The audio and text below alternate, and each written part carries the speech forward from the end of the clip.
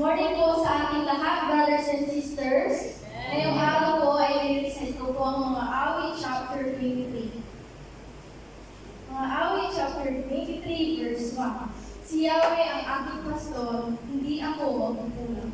Verse 2. Pinapahimlay niya ako sa lunti ang pastulan at inaakay niya sa tahimik na batisan.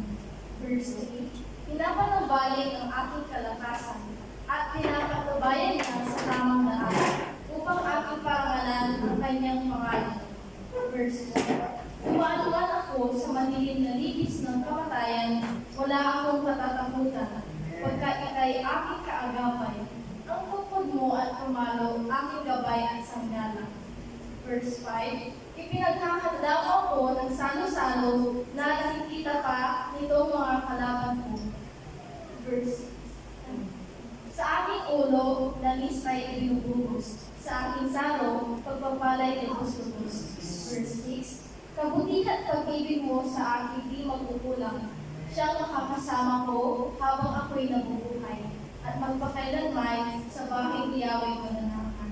Amen. Amen.